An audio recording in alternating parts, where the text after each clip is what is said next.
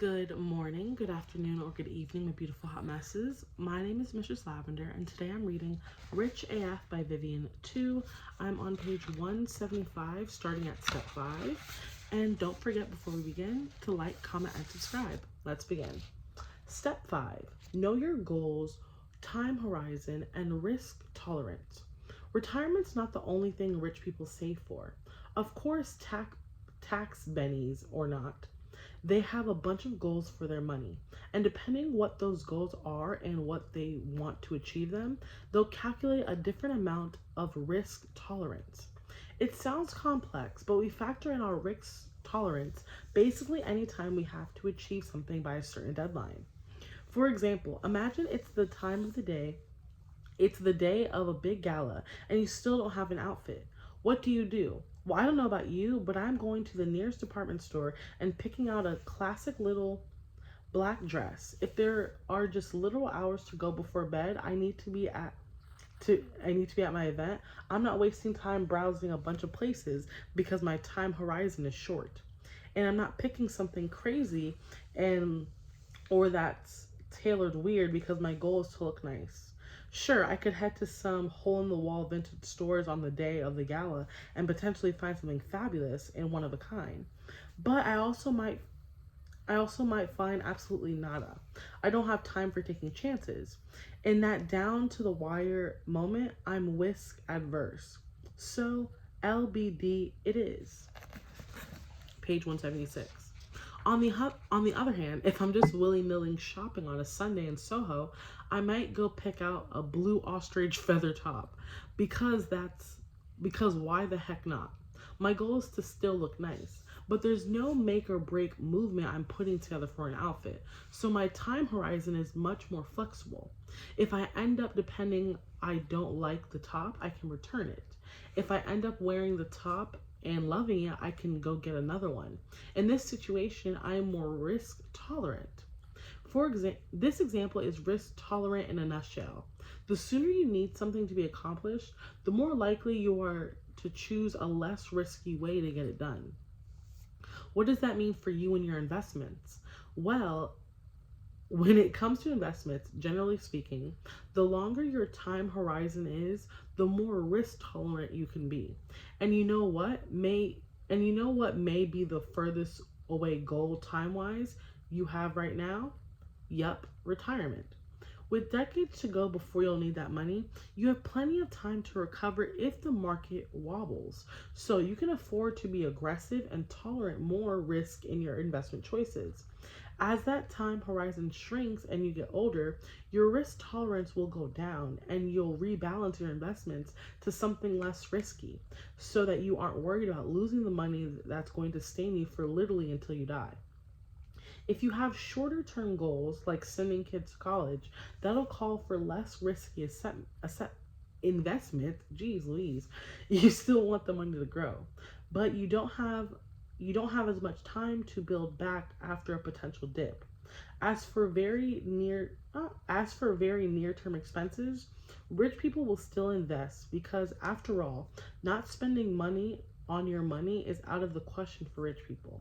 Even when the risk tolerance is pretty dang low so you can.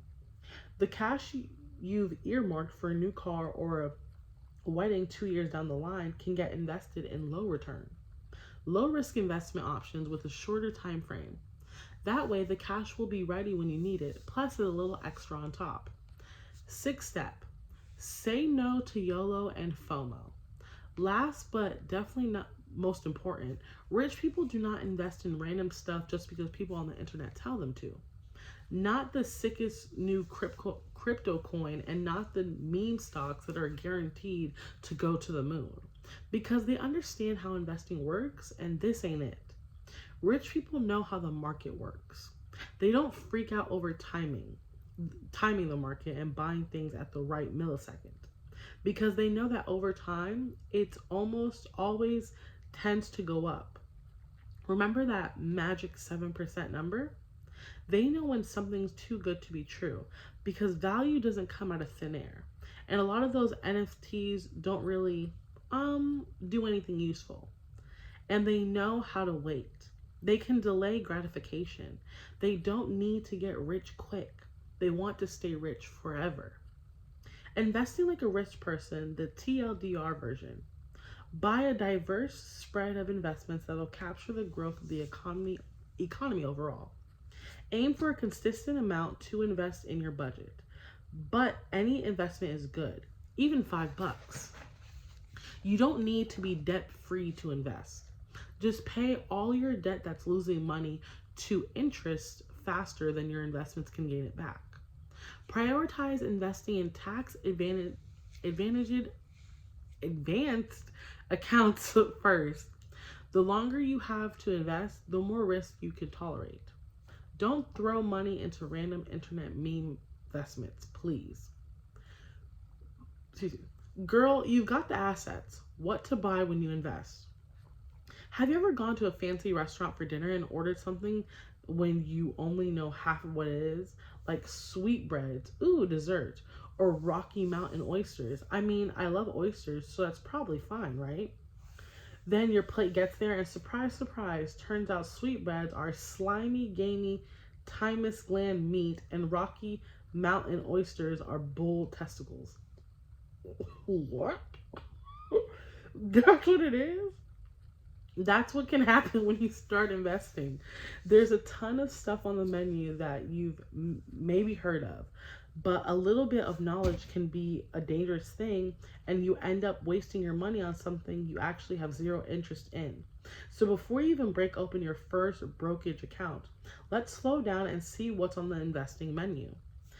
As we've learned, investing is basically putting your money into something that has the potential to grow in value over time. That something is known as an asset. It's something you own that has value and can be used to make you money. Assets can be physical, like a house, a Picasso, a pile of gold bricks, etc. But they can also be intangible, like stocks, bonds, and cryptocurrency. But just because something can technically be considered an asset doesn't mean it will automatically make you money. In other words, just because it's on the menu and sounds fancy doesn't mean it's a good choice. Some assets are more likely to appreciate, go up in value over time, while others are more of a maybe not maybe situation. And while different kinds of assets, aka asset classes, tend to change over time in the same ways, no one can ever 100% guarantee that X asset will have Y value on Z date, with like two exceptions. We'll get to those. In other words, all assets are going to have a risk involved. See my baby trader story from earlier? However, if you know what the different types of assets are, how risky they are, and what makes them risky, you can pick the best ones for you and start to understand what will help you build that diversified portfolio that lets you profit on the simple prediction that economy over time goes brr. So here's a list of some, but not all, of the assets out there, in order of what you're most likely to be familiar with to the more abstract stuff you might not have encountered as much. 1. Luxury assets. A Banksy painting, a Cartier ring, a Birkin bag. We casually refer to those kind of high-end goods as investment pieces. And technically that's true. That Birkin bag is much more likely to hold on its value over time than one from Target. And so yes, the odds of it being to resell these items at a profit is higher than for mass-produced versions. But just because they could be resold doesn't mean they will.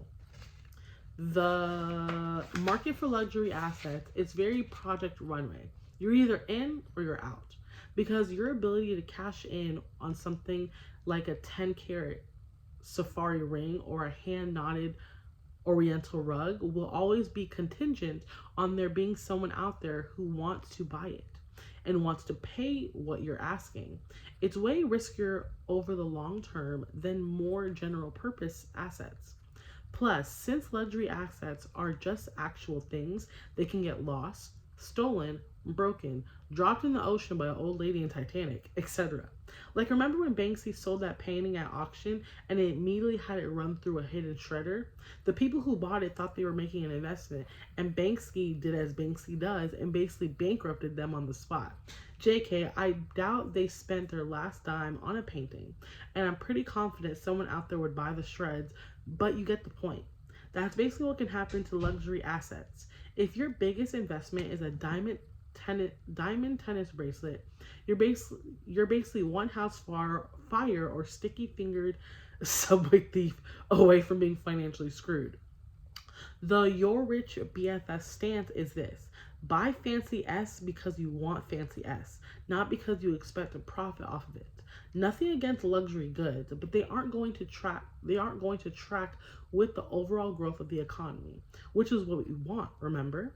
And they also can be held in those extra special tax advantaged why can't I say that word? Advantaged accounts, which is a bummer.